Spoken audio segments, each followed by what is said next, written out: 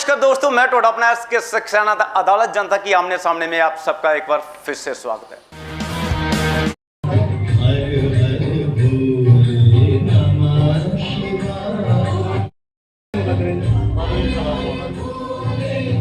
नमस्कार दोस्तों, आमने सामने देख रहे सभी दर्शकों एक बार फिर से आज तक आमने सामने का फिर से स्वागत है। दोस्तों आज बात करेंगे जम्मू खास, जहाँ की बात करेंगे बाबा शीखनाथ दरबार की बात करेंगे। यहाँ पर हमारे बीच में हमारे हिंदुस्तान से जाने परवाने बाबा जी आज रमेश बाबा जी यहाँ पर मौजूद। उनके यहाँ पर संगत आई हुई है, दूर दूर से लोग आए हैं। हर संडे यहाँ पर भंडारा लगता है। सबसे पहले हम दत्ता जी आपसे बात करें तो सबसे पहले आपका इस मंदिर में पहुँचने में एक बहुत बहुत स्वागत है। तो किस तरीके से आपको यहाँ का जो रास्ता मिला? आपने बताया कि आप छोटे छोटे थे तो आप आना चाहते थे, मन में इच्छा थी, तो वो इच्छा ज़ाहिर कीजिए। सबसे पहले अपने बारे में बताइए कि आप कहाँ से हैं और आपका क्या कारोबार क्या है, किस तरीके से? देखिए, मैं एक समाज सेवी हूँ। पिछले 15 साल से जम्मू पूरे प्रदेश में हम नशे के खिलाफ और सामाजिक कार्य कर रहे हैं।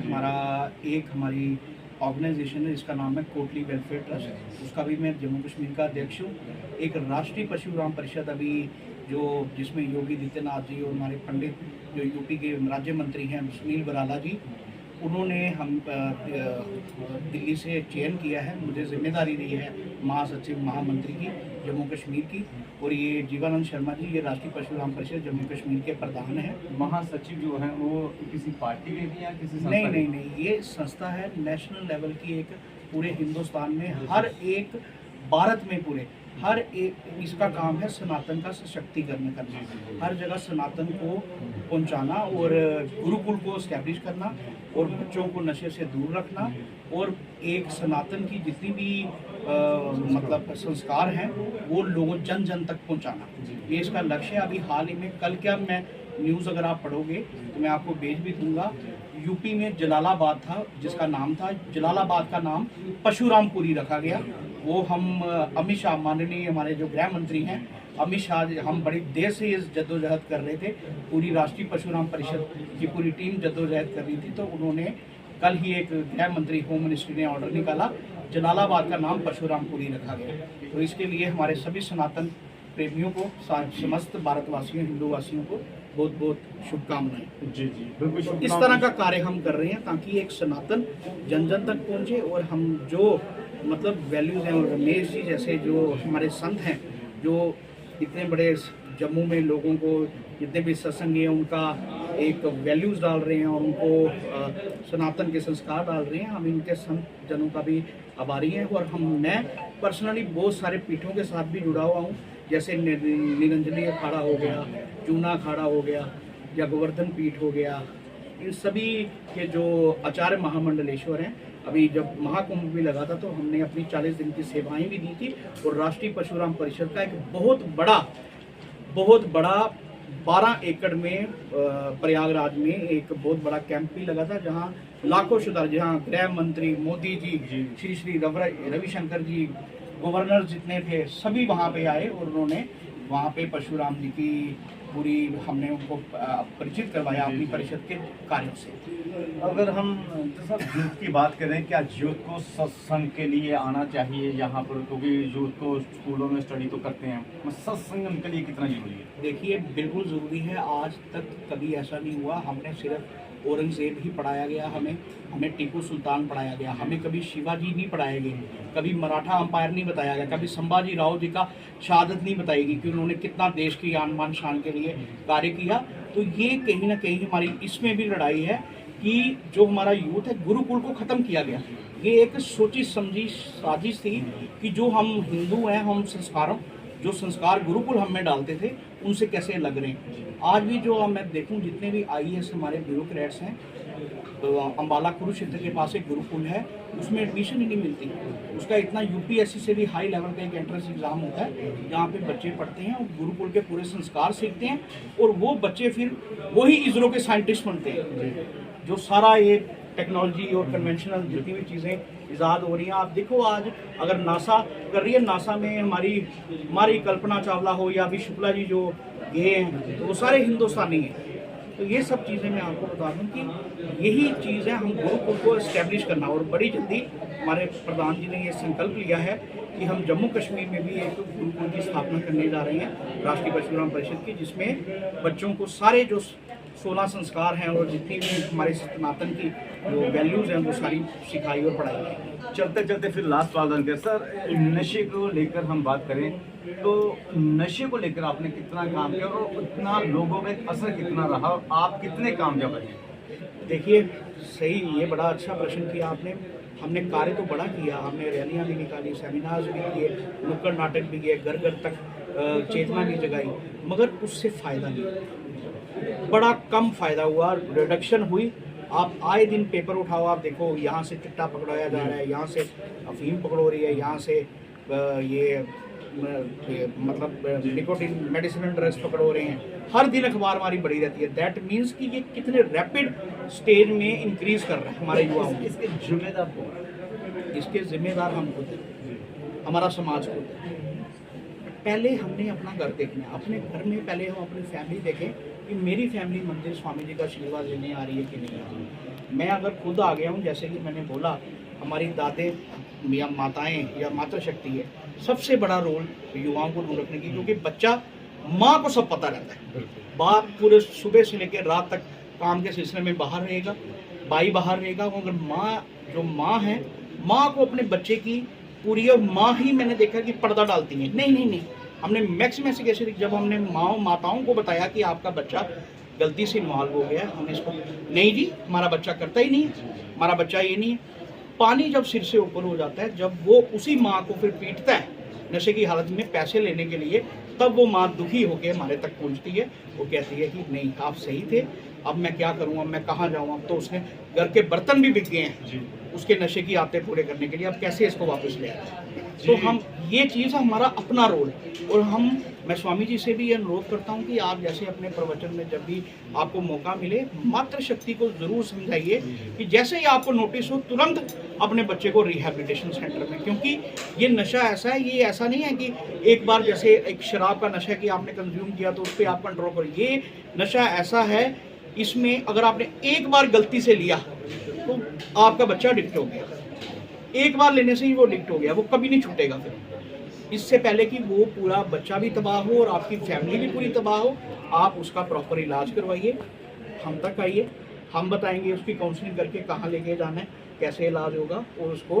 पूरा एक दोबारा रिहैबिलिटेट करके इसी समाज का हिस्सा बन के वो एक नेशन को कंट्रीब्यूट करेगा और सोसाइटी को। जी चल सर, आपको समाज में की बात करें, समाज में किस नाम से ज़्यादा जाना जाता है? चंदन दत्ता जी, चंदन दत्ता ही नाम है मेरा, इसी नाम से मुझे जाना जाता है, और बस लोगों का प्यार है, इसी तरह कार्य करते हैं। शुद्ध विचारों के साथ चंदन दत्ता ने अपने विचार दिखाए, बड़ा संदेश भी दिया किस तरीके से हमें चलना चाहिए, यूथ को किस तरीके से हमें आगे बढ़ के, खास तौर पर यह संदेश दिया कि माँओं को सबसे बढ़ चढ़ के अपने बच्चे को आगे बढ़ाने में उनका सबसे ज़्यादा योगदान। चलते चलते फिर बात करें सर, संदेश क्या है आपका यूथ को? अब यहाँ पर आए हैं, आपके विचार सुनने, बड़े शुद्ध विचार लगे, आपका संदेश क्या है? एक ही संदेश है जो honourable prime minister Modi ji ने दिया है, एक बात श्रेष्ठ बात जी। तो इस चीज़ को बच्चा समझ जाएगा तो समझ जाएगा कि वो बात क्या है, क्योंकि भारत कोई अमेरिका और यूके नहीं है जी। भारत आध्यात्मिक एक बहुत बड़ा केंद्र है शक्ति का। भारत का नाम ही राष्ट्र है, और राष्ट्र, भारत और एक ही चीज़ है जी। और हम इसको अलग अलग मान रहे हैं, हम अपने आपको अमेरिका के साथ कंपेयर कर रहे हैं। हम नहीं, अमेरिका नहीं, हम भारत हैं, हम विश्व गुरु हैं। विश्व गुरु पहले भी थे, आज भी थे और रहेंगे, क्योंकि वो हमारी आध्यात्मिक चेतना के कार्य ये स्वामी जी कर रहे हैं, ये विश्व गुरु बनाएगा। और कोई ये नाली सड़कें बनाने से नहीं बन जाएगा। हमें अगर कल को वोट लेना है तो हमें अपने बच्चों को संस्कार दे के लेना है, मॉरल वैल्यूज दे के लेना है। जैसे चंदन जी ने बोला कि यहाँ पे वो नशे की जो लत लगी है वो कैसे ठीक होगी, उसके प्रति हमारे नेता लोगों को जागरूक होना पड़ेगा, और हमारे गुरुओं के साथ, स्वामियों के साथ बैठ के उनसे सलाह लेनी पड़ेगी। यही मेरा संदेश। जो रूल की बात करें, रूल सरकार बनाती है कि रूल जनता को बनाना चाहिए? रूल हमेशा जनता को बनाना चाहिए। सरकार बंद कमरे में रूल बनाती है तो वो रूल चलता नहीं है। जनता के जो मोहब्बतदार आदमी, हमारे शंकराचार्य हैं, हमारे जो राजगुरु हैं, हमारे जो धर्म गुरु हैं, राष्ट्र गुरु हैं, और हमारे जो विद्वान लोग हैं जो पढ़े लिखे हैं, उनको साथ लेकर रूल बनाना चाहिए। ऐसे रूल बनाना बेकार है, वो किताबों में रहेंगे। कॉन्स्टिट्यूशन बनाया हुआ है अंग्रेजों ने, वो आज तक किसी को पता ही नहीं है, इतना मोटा बनाया हुआ है, जितनी मोटी किताब है उसको ले लेके घूम रहा है राहुल गांधी, उसको असल खुद भी नहीं पढ़ा है। इसको मेरे हिसाब से धार्मिक ग्रंथों को एक एक शब्द का वहाँ पे उच्चारण करके बताना चाहिए लोगों को। संविधान में हमारा प्रोविजन क्या है, हमारा कर्तव्य क्या है, संविधान में क्या कर्तव्य है। भारत की रक्षा करनी, भारत के लोगों की रक्षा करनी, राष्ट्र की रक्षा करनी और राष्ट्र में चेतना को जन जन तक पहुंचाना। राष्ट्र में ये जहाँ संविधान मिलेगा वही हमारा संविधान है। सर अगर ज़्यादातर बात करें तो बच्चों में, बूढ़ों में, बुजुर्गों में, माताओं में, दरबार में आपको किस नाम से जाना जाता है? मुझे माता रानी का सेवक जाना जाता है, मगर मेरा कोई नाम नहीं है। मैं सेवक हूँ, राष्ट्र का सेवक हूँ, भारत का सेवक हूँ, गुरुओं का सेवक हूँ, इसी नाम से मुझे जाना जाता अच्छा है। सेवक जी आधार कार्ड में कोई नाम तो होगा आपका? आधार कार्ड के नाम को आप क्या करेंगे मैं आपको दे दूंगा। नहीं मेरे हिसाब से मैं वो थोड़ा बताता हूँ। आप बताइए थोड़ा सा। जी सर। इन्होंने 35-36 साल अभी हाल ही में रिटायर हुए हैं एज ए चीफ इंजीनियर 2 महीने पहले ही। और J&K पोल्यूशन कंट्रोल बोर्ड में जिनके तहत पूरे होटल इंडस्ट्री वहाँ पे ये चीफ इंजीनियर अभी रिटायर हुए हैं 2 महीने पहले ही। और सनातन का कार्य पिछले 20-25 साल से लंबे समय से कर रहे हैं। और डिपार्टमेंट में भी हर एक बंदा जो सनातनी गया इन तक उन्होंने अपनी गुहार पहुंचाई, तो इन्होंने वो हर संभव प्रयास किए उसकी मदद कैसे की जाए। जितने भी crusher, brick industry, crusher industry, hotel industry, banquet hall, वो सब इनके अधीन थे, सब इनके परमिशन इन्हीं की चलती थी। और इन्हीं का इन्होंने कई गरीब बच्चों की फ्री में बैंक्वेट हॉलों में शादियां कराई, कईयों के मतलब बड़ा कुछ किया इन्होंने अपने काल में और आगे भी करते रहेंगे। मैं बताऊंगा जिनको सलूट बनता है आखिरकार उनका नाम तो होगा सर। किस नाम से? मेरा नाम जीवानंद शर्मा है। जीवानंद शर्मा जी है दोस्तों, यही हम जानना चाहते हैं। जीवानंद शर्मा जी ने आज जीवन के बारे में उद्देश्य बहुत बड़ा उद्देश्य दिया। आइए अब फिर लास्ट चलते चलते बात करें। जीवानंद उद्देश्य जी, माता पिता को आजकल अपने बच्चों को किस प्रकार का उद्देश्य देना चाहिए? बड़ा अच्छा आपने अपने प्रश्न पूछा। माता पिता ही ये मतलब बच्चों का निर्माण करेंगे और बच्चे ही राष्ट्र का निर्माण करेंगे। माता पिताओं को इन गुरुओं से, आध्यात्मिक गुरुओं के साथ बैठ के 16 संस्कारों का जो है हमारा मतलब जो हमारा एक सनातन की व्यवस्था है उसको अपनाएंगे तो सनातन धर्म अपने आप चलना शुरू हो जाएगा। जी बहुत बहुत धन्यवाद। हम जहाँ पर जम्मू में J&K में खड़े थे, J&K की शान जो श्रद्धा से भरपूर और अच्छे तरीके से हर इंसान से बात करके दरबारों में जाकर जनता में जा जाए अच्छे विचार रखने वाले, सुबह से लेकर अब तक का इंतजार खत्म हुआ। हमारे बाबा रमेश जी सुबह से इंतजार कर रहे हैं। बाबा जी आपकी इंतजार की घड़ी खत्म हो गई, आपकी कैसा आ चुकी? देखो जी, मैं बहुत प्रसन्न हूँ कि आज हमारे चंदन दत्ता जी, चंदन वो चीज़ हो गया है, वो भजन गाते हैं जे वो भी पंजाब में भी गाया था मैं, वो भी चंदन हो जादा तेरा नाल चंदन दे रहंदा। तो आज हम भी चंदन के साथ मिल गए हैं तो हम भी हो सकता चंदन बनेगा। तो जो हमारे जीवानंद जी मतलब के जो प्रधान है J&K के, इनकी व्याख्या सुन के कितना जे अच्छा काम हम चाहते हैं, जैसे जे काम दत्ता साहब और जे प्रधान साहब कर रहे हैं वो ऐसा ही काम सभी करें तो 1-1 होते हैं और 1-1 हो जाते हैं। ऐसे सभी को करना चाहिए।